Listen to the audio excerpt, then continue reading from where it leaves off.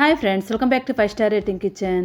ఇవాళ వీడియోలో కప్పు ఉప్మా రవ్వతో ఒకసారి కొత్తగా ఇలాగా స్వీట్ చేసి పెట్టండి. పంచదారతో కాకుండా బెల్లంతో చేసాం కాబట్టి ఆరోగ్యానికి కూడా మంచిది. ముందుగా దీనికోసం పొయ్యి మీద ఒక ప్యాన్ పెట్టుకొని ప్యాన్ హీట్ అయిన తర్వాత 2 స్పూన్ల వరకు నెయ్యి వేసుకోవాలి. నెయ్యి వేడైన తర్వాత కొంచెం జీడిపప్పు తీసుకొని వేయించేసుకోండి. కొంచెం దోరగా వేయించుకోండి, మరీ ఎక్కువ ఎర్రగా అవసరం లేదు. ఇప్పుడు వీటిని అన్నింటినీ కూడా ఒక ప్లేట్లోకి తీసేసుకోండి. ఇప్పుడు అదే నెయ్యిలో 1 కప్పు వరకు ఉప్మా రవ్వ, అంటే సుజీ రవ్వ అంటాం కదా, అది ఈ ఉప్మా రవ్వని వేసేసుకొని మీడియం ఫ్లేమ్ మీద పెట్టుకొని అలాగా కలుపుకుంటూ ఎర్రగా అయ్యే వరకు వేయించేసుకోండి.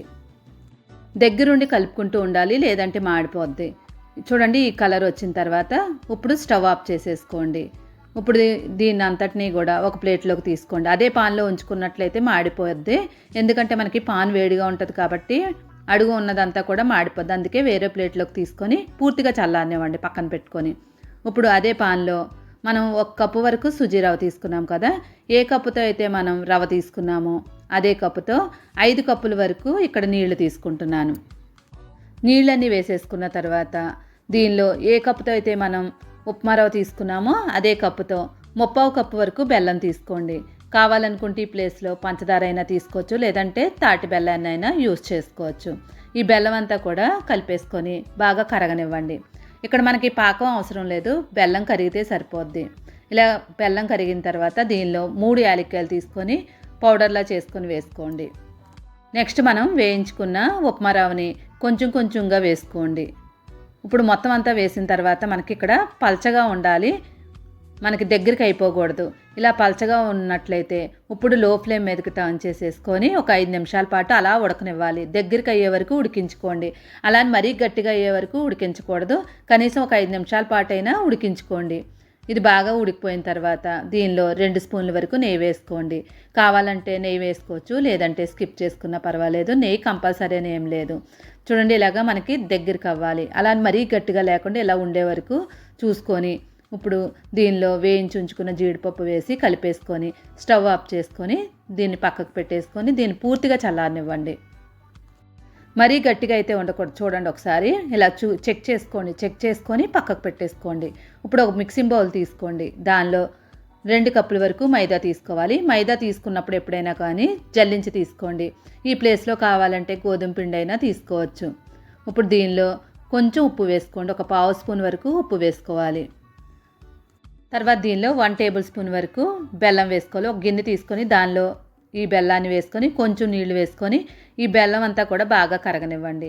ఈ బెల్లం కరిగిన తర్వాత పైన వాటర్ మాత్రమే వేసుకోండి. మనకి బెల్లంలో ఏదైనా డస్ట్ ఉంటే కనుక పోతుంది కాబట్టి అడుగు బాగా ఉంచేసుకొని ఓన్లీ బెల్లం నీళ్లు వేసుకొని కలుపుకోండి. ఈ మొత్తం అంతా బాగా కలుపుకున్న తర్వాత ఇప్పుడు కొంచెం కొంచెం నీళ్లు వేసుకుంటూ పిండిని కలుపుకోవాలి. ఒకేసారి నీళ్లు వేసి కలుపుకున్నట్లయితే ఉండలు కట్టేస్తుంది, ఎక్కువసేపు పడుతుంది. కొంచెం కొంచెం నీళ్లు వేసుకుంటూ కలుపుకున్నాం అనుకోండి, త్వరగా కలిసిపోద్ది, ఇంకా ఉండలు కూడా కట్టకుండా ఉంటుంది. అయితే మనం పూర్ణం బూర్లు చేసినప్పుడు గట్టిగా కలుపుకుంటాం, కానీ ఇక్కడ మనం మరీ గట్టిగా కాకుండా చూడండి, ఇలాగా మైదా అనేది ఫ్లో అవుతూ ఉండాలి.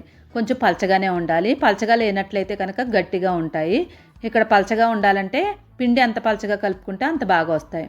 ఇప్పుడు మనం చల్లారిపోయింది రవ్వ అంతా కూడా దగ్గరికి అనేసుకోండి.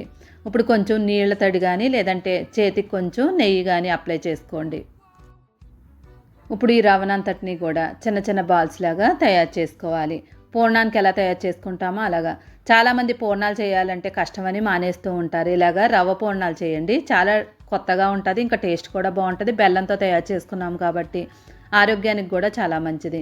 ఇప్పుడు మొత్తం అన్నీ ముందే రెడీ చేసుకొని పక్కకు పెట్టేసుకోండి. ఇప్పుడు పొయ్యి మీద కడాయి పెట్టుకొని నూనె పెట్టుకోండి. నూనె వేడయ్యేలోపు మనం మైదా కూడా కలిపి ఉంచుకున్నాం కదా, ఈ మైదాలో ఆల్రెడీ తయారు చేసుకున్న బాల్స్ అన్నీ ఒక్కొక్కటిగా వేసేసుకోండి. ఒకేసారి అన్నీ కాకుండా ఒక 4-5 వేసుకుంటూ మనం ఇక్కడ పూర్ణాలు వేసుకోవాలి. ఇక్కడ మనం పప్పు రుబ్బే పని లేదు, పప్పు ఉడికించే పని లేదు. చాలా కొత్తగా చాలా డిఫరెంట్గా కూడా తయారు చేసుకున్నాము. టేస్ట్ కూడా మైదాతో వేసుకున్నాం కదా, పిల్లలు కూడా చాలా ఇష్టంగా తినేస్తారు. రవ్వతో చేసుకున్నాం కాబట్టి చాలా సింపుల్గా అయిపోద్ది. పూర్ణం బూర్లు కన్నా ఇది చాలా ఈజీగా అవుతాయి, వేయడం కూడా చాలా సులువు. చూడండి, మనం 2 వేలతో పట్టుకొని ఇలా జస్ట్ వేసినట్లయితే చాలా సింపుల్గా అయిపోద్ది. ఇప్పుడు మంటను మాత్రం మీడియం ఫ్లేమ్ మీద పెట్టుకొని మనం ఈ పూర్ణాలన్నిటినీ కూడా వేయించుకోవాలి. హైలో పెట్టినట్లయితే త్వరగా ఎర్రగైపోద్ది. మీడియం ఫ్లేమ్ మీద పెట్టుకొని నెమ్మదిగా మొత్తం అంతా కూడా కలర్ మారే వరకు చక్కగా వేయించేసుకోండి. ఎంత నెమ్మదిగా వేయించుకుంటే అంత కలర్ చక్కగా వస్తాయి. లోపల కూడా మైదా అంతా కూడా ఉడికిపోద్ది. చూడండి, మొత్తం అంతా కూడా ఈ కలర్ వచ్చే వరకు వేయించేసుకోండి. ఈ కలర్ వచ్చిన తర్వాత ఒక స్ట్రైనర్లోకి తీసేసుకోండి. చాలామందికి పూర్ణాలు వేయడం రాదు అంటూ ఉంటారు కదా, అలాంటి వాళ్ళు ఇలా ఒకసారి ట్రై చేసి అప్పుడు పూర్ణాలు వేయడం చూసుకోండి. ఇక్కడ మనకి రవ కేసతో తయారు చేసుకున్నాం కాబట్టి బయటకు కూడా పూర్ణం అనేది రాదు. ఆయిల్ కూడా అస్సలు పాడవద్దు. ఒకసారి చూడండి, ఆయిల్ అంతా కూడా ప్యూర్గానే ఉంది. ఇప్పుడు వీటిని అన్నింటినీ ప్లేట్లోకి తీసేసుకోండి. ఇప్పుడు ఒకటి పట్టుకొని చూడండి ఎంత మెత్తగా ఉందో ఒకసారి చూడండి. చూసారు కదా, చాలా మెత్తగా ఉంటాయి. నోట్లో వెన్నలా కూడా కరిగిపోద్ది. తప్పకుండా ట్రై చేసి ఎలా వచ్చిందో కామెంట్ చేయండి. Like, share, subscribe my channel. Thank you for watching.